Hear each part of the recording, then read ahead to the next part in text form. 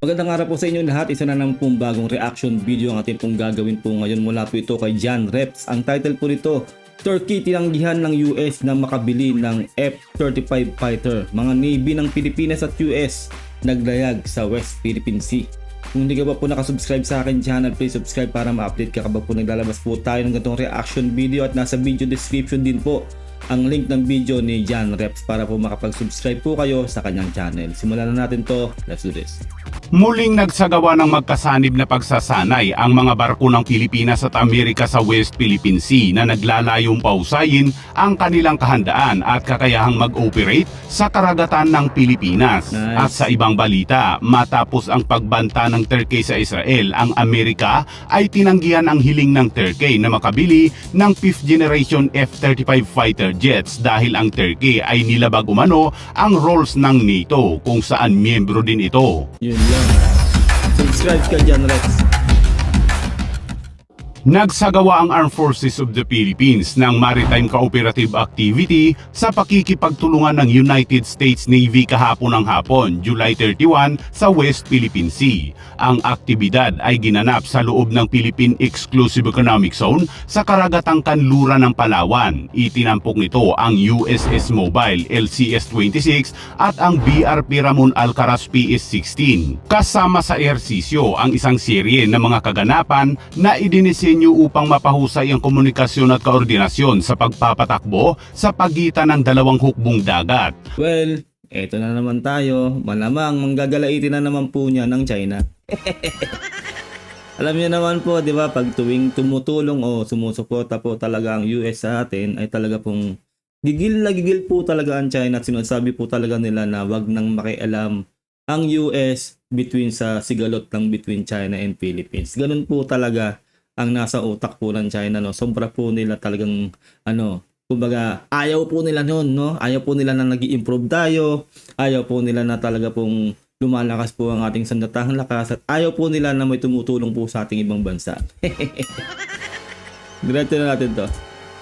Ang mga kaganapang ito ay binuo ng isang pagsasanay sa Communication Review Exercise, Division Tactics, Officer Observation Maneuver Exercise at Photographic Exercise and Cross-Deck Exercise. Ang pangunahing layunin ng aktibidad na ito ay palakasin ang interoperability at cooperative capabilities ng Philippine Navy at United States Navy. Sa pamamagitan ng pagsasagawa ng mga magkasanib na pagsasanay na ito, ang parehong hukbong dagat ay naglalayo na pausayin ang kanilang kahandaan at kakayahan sa operasyon ng sama-sama sa pagtitiyak ng maritime security at katatagan sa rehiyon. Well, actually po, no, mas malaki po ang kapakinabangan po natin dyan, kasi po alam naman po talaga natin na sobrang advanced po ng technology ng US at napakalakas po nila. At syempre po, sobrang grabe po talaga yung training nila, na which is tayo po ay sobrang left behind na dapat po talaga ay tayo po ay nagka-upgrade na po. Kahit na nga po yung mga training na rin po ng ating mga kasundaluhan, dapat po talaga ma-upgrade po, no. Kasi po talagang super na late na po talaga tayo. Kaya tayo po talaga yung mas makikinabang dyan, lalong-lalo na po sa presensya rin ng US, no, para po talagang hindi na tayo mabuli dyan ng China. Kaya sana po talaga, no, payagan na po talaga ng ating gobyerno na samahan tayo sa pag-RORE mission dyan sa Ayungin Shoal patungo po ng BRP Sierra Madre, para talagang hindi na talaga tayo mabuli ng China. Sama-sama sa pagtitiyak ng maritime security at katatagan sa rehiyon. Ang matagumpay na pagsasagawa ng mga pagsasanay na ito sa dagat ay binibigyang diin ang matibay na ugnayan sa pagtatanggol sa pagitan ng Pilipinas at Estados Unidos. At Hindi ka pa ba nakasubscribe sa aking channel? Dapat mag-subscribe ka na, kasi road to 100k subscribers na ang ating channel. At kapag na-reach natin ang 100k subscribers, magkakaroon tayo ng cellphone giveaway. Kaya stay active, like our video, syempre share this video, and always subscribe. Mag-iingat po kayo lahat. Maraming salamat. Back to the video. ang kanilang ibinabahaging pangako sa pagtataguyod ng kalayaan sa paglalayag at isang kaayusan na nakabatay sa mga patakaran sa rehiyon ng Indo-Pacific. Nagbigay rin ang Amerika ng $500 o katumbas yan ng mahigit 29 billion pesos na isang foreign military financing upang tulungan ng Pilipinas sa modernisasyong militar nito. Grabe po talagang suporta talaga ng US sa atin, kung tutuusin. Real talk po yan. Grabe, ganun po sila tumulong po sa atin talaga. Sagad-sagad na po talaga. Kaya sana po talaga ay idiretso na po natin 'to, no. Talagang magpasama na rin po tayo diyan sa Rory Mission talaga para wala na po maging problema between China. Kasi po, alam niyo naman po ang China, no, kapag po kasama na natin ng US diyan sa West Philippine Sea ay hindi po talaga sila gumagawa ng kahit na anong pangharas diyan dahil alam naman po natin at takot po sila sa US. At aminin man natin sa hindi po talaga, kailangan po talaga natin ng suporta ng US. Real talk po yan. Isa sa mga kondisyon para sa Military Modernization Program ay ang pagpili ng mga military equipment na angkop sa interoperable o ACMA sa US military operation tulad ng mga fighter aircraft at warship.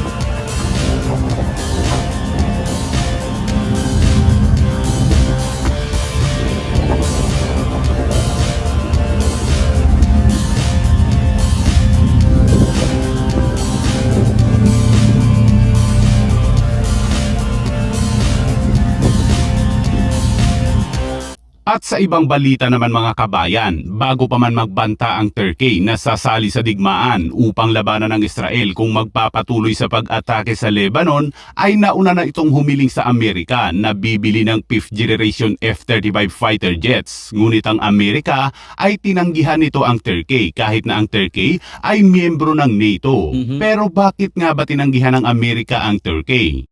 Ang NATO kasi ay mayroong rules, kabilang dito ang huwag bumili ng mga kagamitang pangdigma sa kalabang bansa, at ito ang nilabag ng Turkey dahil kumuha ito ng S-400 air defense system na gawa ng Russia. Ang Ayun Russia na karibal ng Amerika. Tila nakaramdam ng sama ng loob ang Pangulo ng Turkey na si Erdogan matapos itong tanggihan ng US. Well, kahit sino naman po, 'di ba? Syempre kakampi mo NATO tapos doon o-order ng ng armas sa kalabang bansa na Russia. Kahit sino naman po ay hindi po papayag ng ganun. Para ka na rin ginisa sa sarili mong mantika nun, 'di ba po?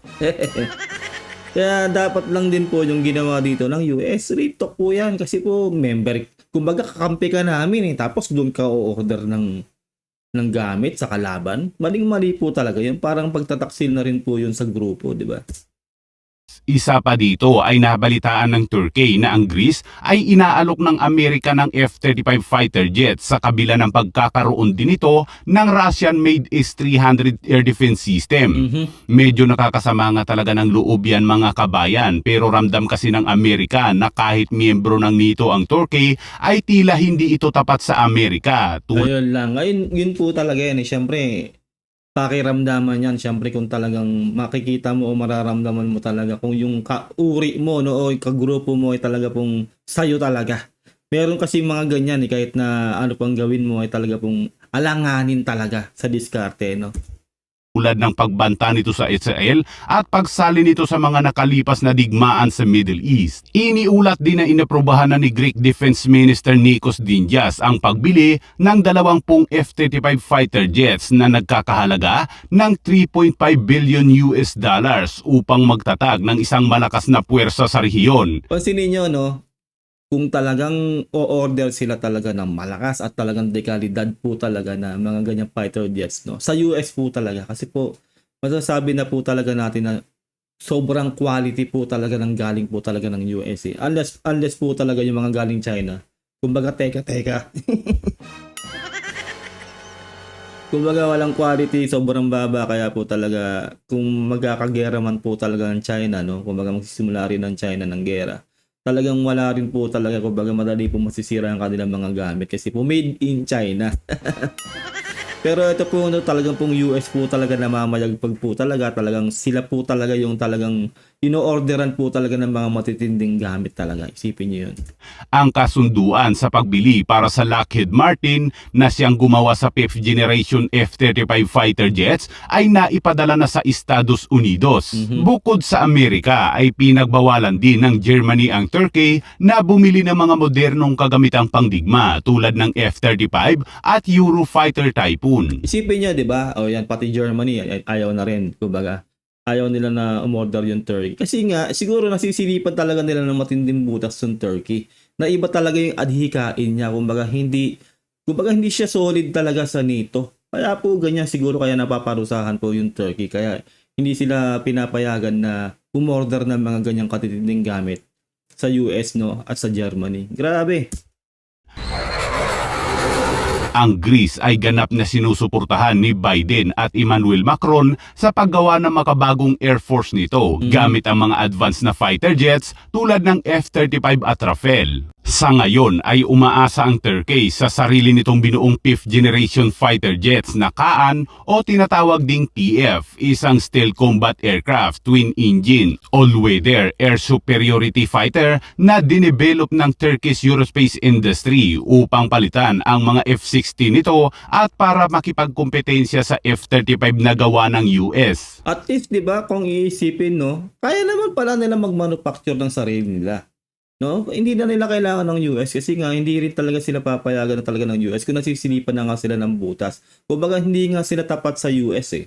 Kumbaga nasisilipan sila ng ganun eh. Kumbaga kahit sino po, ay baka traitor rin ako nito, bakit ko bibilan to, bakit ko bibigyan to ng mga ganitong mga malalakas na armas ko, diba? Ganun lang po yan eh. Kumbaga may pag-uusap yan kahit nga po yung Germany, sinabi na rin na ayaw din nila. Ibig sabihin, hindi nga katiwa-tiwala tong leader na to ng Turkey dyan sa NATO. Kaya parang tinatabla na rin siya ng mga bansang yan.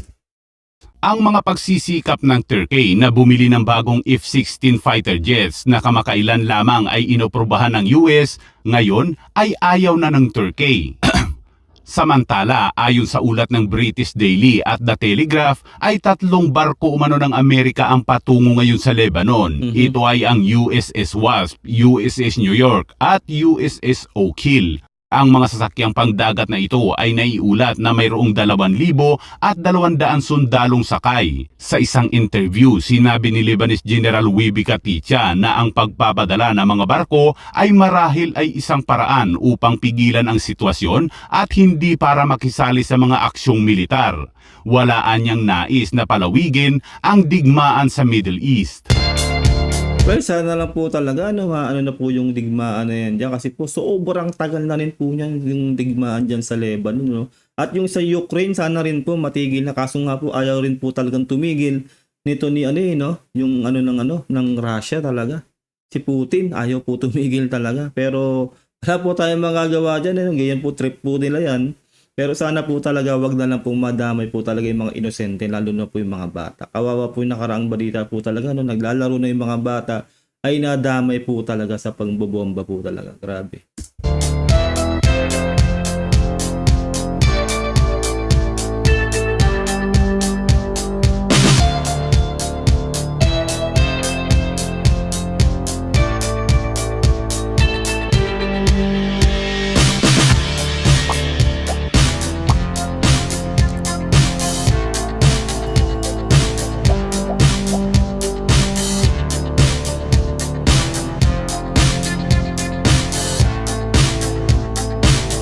Grabe, no? Hindi basta-basta talaga ang sundalo ba yung